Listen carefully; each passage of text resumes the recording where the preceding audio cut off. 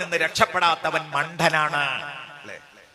നിങ്ങളെ ഒരാള് ഇരുട്ടത്ത് മാറി നിന്നിട്ട് കല്ലെറിഞ്ഞാൽ, ബോംബെറിഞ്ഞാൽ അത് നിങ്ങൾക്ക് തട്ടിയെങ്കിൽ നിങ്ങൾ മോശക്കാരനല്ല, അറിയാതെ.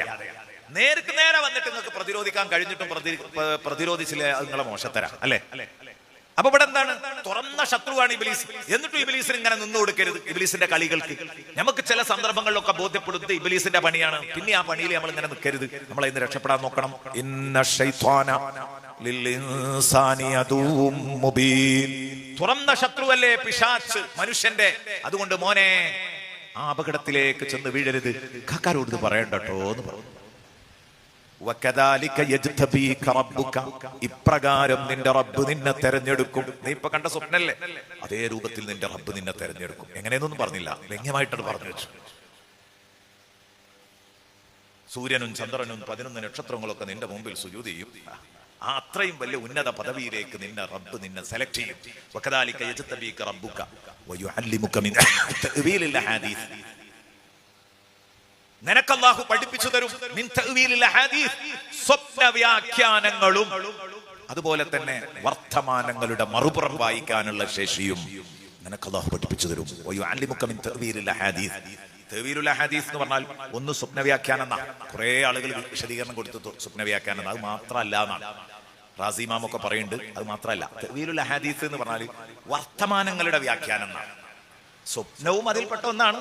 സ്വപ്നങ്ങൾ മാത്രമല്ല, എല്ലാ വർത്താനങ്ങളുടെയും വ്യാഖ്യാനം പടച്ചോൻ നിനക്ക് പഠിപ്പിച്ചിരുന്നു. അങ്ങനെയുള്ള ആളുകളുണ്ട് അല്ലേ, നല്ല ദീർഘദൃഷ്ടിയുള്ളവർ. നിങ്ങളോട് ഇപ്പൊ ഒരാളൊരു വർത്താനം പറഞ്ഞാൽ അപ്പറഞ്ഞതിന്റെ മറുപുറങ്ങൾ വായിക്കും. എല്ലാവർക്കും കഴിയൂല. ചില ആളുകൾക്ക് ദീർഘദൃഷ്ടിയുള്ളവർക്കേ തിരിയുള്ളൂ. ഒരു വർത്താനം കേട്ടാൽ ആ വർത്താനത്തിന്റെ അർത്ഥം എന്നതാണെന്ന് മനസ്സിലാക്കാൻ കഴിയും. അത് നല്ല ദീർഘദൃഷ്ടിയുള്ളവർക്കേ കഴിയുള്ളൂ. നിങ്ങൾ കണ്ടിട്ടുണ്ടാകും, പത്രക്കാരൊക്കെ വളഞ്ഞ് ഇരുന്നിട്ട് ഇങ്ങനെ ചോദ്യം ചെയ്യുമ്പോൾ ചാട്ടുളി പോലെ മറുപടി പോകുന്ന ശൈഖുന സുൽത്താനുൽ ഉലമയുടെ ചില പ്രയോഗങ്ങൾ. കാരണം അവർ തുടങ്ങുമ്പോഴേക്ക് ഉസ്താദ് മനസ്സിലാക്കി ഇതെങ്ങട്ടാണ്. അപ്പൊ അതിനനുസരിച്ചുള്ള മറുപടിയാണ് കൊടുക്കും. അവരെ ചോദിച്ചിട്ടേ ഉണ്ടാവില്ല, പക്ഷെ ചോദിക്കാൻ ഉദ്ദേശിച്ചത് മറുപടിയാണ് കൊടുത്തിട്ടാണ് മലർത്തിയടിക്കുക. പലപ്പോഴും ഉണ്ടായിട്ടുണ്ട്. ഒരിക്കലും പത്രക്കാരൻ സ്ത്രീകളെ ഭരണം ഏൽപ്പിച്ചാൽ അവർ ജയിക്കില്ല എന്ന് പറഞ്ഞു ഉസ്താദ്. അത് റസൂലുള്ളാഹിന്റെ ഹദീസല്ലേ, സ്ത്രീകളെ കാര്യം ഏൽപ്പിച്ചാൽ അവർ ജയിക്കില്ല. അപ്പൊ ഉസ്താദിനോട് പറഞ്ഞു, നിങ്ങൾ സ്ത്രീ വിരുദ്ധനാണ്. നിങ്ങൾ എല്ലാ നിലക്കും പോസിറ്റീവായിട്ടാ നിങ്ങളെ ജനങ്ങൾ പരിചയപ്പെട്ടതും അറിഞ്ഞതും, പക്ഷേ സ്ത്രീ വിരുദ്ധനാണെന്ന ഒറ്റ കുഴപ്പമേ ഉള്ളൂ. ഉസ്താദ് പറഞ്ഞു, ഞാൻ സ്ത്രീ വിരുദ്ധനല്ല. കാരണം ഞാൻ ഒരുപാട് ബനാത്ത് സ്കൂളുകൾ നടത്തുന്നുണ്ട്, സ്ഥാപനങ്ങൾ നടത്തുന്നുണ്ട്, പെണ്ണുങ്ങൾക്ക് വേണ്ടി സ്വന്തം സ്ഥാപനം നടത്തുന്ന ആളാണ്. എന്നൊന്നും പറയാൻ പറ്റൂലല്ലോ, സ്ത്രീ വിരുദ്ധനാന്ന് തെളിയിക്കാൻ പറ്റൂലല്ലോ.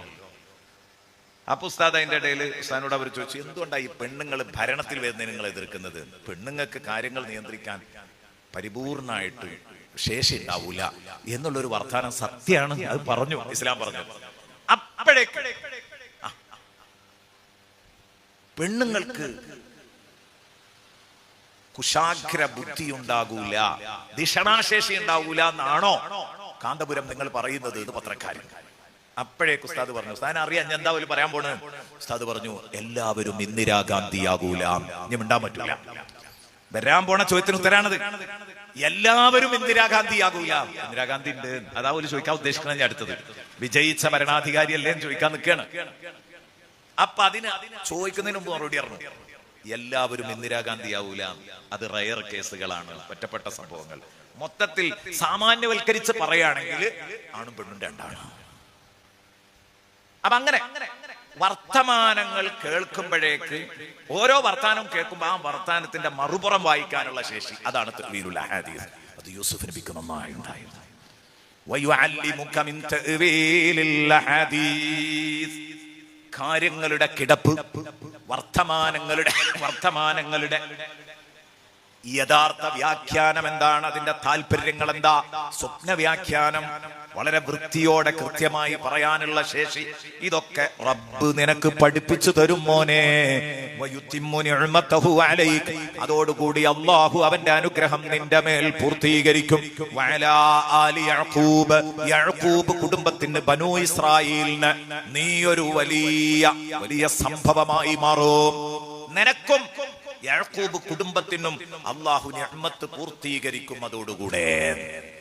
ഏതുപോലെ കമാ അതമ്മഹാ അലാ അബവൈക മിൻ ഖബ്ലു ഇബ്രാഹീമ വ ഇസ്ഹാഖ്. എന്റെ ഉപ്പ ഇസ്ഹാക്കിനും അവരുടെ ഉപ്പ എന്റെ വല്ലിപ്പ നിന്റെ പൂർവ്വ പിതാക്കള് രണ്ട് വല്ലിപ്പമാര് ഇസ്ഹാഖ് നബിയും ഇബ്രാഹിം നബിയും അള്ളാഹു വലിയ അനുഗ്രഹങ്ങൾ പൂർത്തീകരിച്ച മഹാന്മാരാണ്. നിന്റെ വല്ലിപ്പമാർക്ക് അള്ളാഹു അനുഗ്രഹം പൂർത്തീകരിച്ചതുപോലെ എന്റെ കുഞ്ഞുമോന് അള്ളാഹു അനുഗ്രഹം പൂർത്തീകരിക്കാൻ പോകുകയാണ്. അതോടുകൂടെ എന്റെ കുടുംബം, എന്റെ മക്കള് ബനൂ ഇസ്രായേല് അവര് തീർച്ചയായിട്ടും തെളിഞ്ഞു നിൽക്കും. അവർ നിന്നു. എന്നിട്ടില്ലേ, കുറച്ചു കാലം കഷ്ടപ്പെടേണ്ടി വന്നു എന്ന് മാത്രം. കുറച്ചു കാലം കഷ്ടപ്പെടേണ്ടി വന്നു. പിന്നീട് ബഹുമാനപ്പെട്ട മൂസാ നബി അലൈഹിസ്സലാം വന്നിട്ട് വരെ രണ്ടാമത് എന്ത് ചെയ്തു? കൈപിടിച്ചുയർത്തി. ഒരു മോചകന് വേണ്ടി, ഒരു വിമോചകന് വേണ്ടി ബനൂ ഇസ്രായേല് കൊല്ലങ്ങളോളം കരഞ്ഞ് പ്രാർത്ഥിച്ച മരുഭൂമിയിൽ തെണ്ടി വലഞ്ഞതിന്റെ വകയായിട്ടാണ്, ഫലമായിട്ടാണ് യൂസുഫ് നബി അലൈഹി ഇസ്ലാമിന് അള്ളാഹു അവർക്ക് കൊടുത്തത് സമ്മാനം എന്നാണ്. ആ യൂസുഫ് നബിയാണ് അവരെ പ്രയാസങ്ങളിൽ നിന്ന് കരകയറ്റിയത്. പക്ഷെ വീണ്ടും അവർ കുരുത്തക്കേട് കാട്ടി. ഖുർആൻ പറഞ്ഞു ഇനിയും ബനൂ ഇസ്രായേൽ കുരുത്തക്കേട് കാട്ടും. അപ്പൊ വീണ്ടും അവർ ലോക ജനതക്ക് മുമ്പിൽ എല്ലാവരാലും പഴിക്കപ്പെടുന്നവരും വെറുക്കപ്പെടുന്നവരുമായി മാറി. അതാ സംഭവിക്കുന്നത്. ഇന്ന റബ്ബക അലീമുൻ ഹകീം, തീർച്ചയായും നിന്റെ രക്ഷിതാവ് അലീമുൻ ഹകീം, എല്ലാം അറിയുന്നവനും യുക്തിപൂർവം നടത്തുന്നവനുമാണ്. അതുകൊണ്ട് ഈ കാര്യങ്ങളൊക്കെ കൃത്യമായിട്ട് ഇങ്ങനെ വരും. മോനെ നീ സമാധാനിക്ക്, ആരോടും പറയരുത് കേട്ടോ. നീ ഇവിടെ ഒരു വിഷയം എന്നിട്ടത് മോൻ പറഞ്ഞോ? പറഞ്ഞിട്ടില്ല. യൂസുഫ് നബി അലൈഹിസ്സലാം നബിയാകാൻ പോകുന്ന കുട്ടിയല്ലേ? ആ മോൻ എങ്ങനെ വാപ്പ പറയണ്ട എന്ന് പറഞ്ഞ ഒരു കാര്യം പറയോ? ഇല്ല. പക്ഷെ എന്താണ്, ഈ ചരിത്രത്തിന് ഒരു തലിമ്പാലും ഒക്കെ ഉണ്ടാക്കാൻ വേണ്ടി ചിലര് പറഞ്ഞു അത് വാപ്പ പറയണ്ടെന്ന് പറഞ്ഞിട്ടും ഇവർ ഇക്കാക്കാരോട് സ്വകാര്യമായിട്ട് പറഞ്ഞു കൊടുത്തു സന്തോഷം കൊണ്ട്. അപ്പോഴാണ് ഇക്കാക്കാര് എന്ത് ചെയ്തത്? ദ്രോഹിച്ചത്. അല്ല, ആ ചരിത്രത്തിലെ സത്യമായ അവതരണത്തിനെതിരാ. അങ്ങനെയല്ല ഉള്ളത്.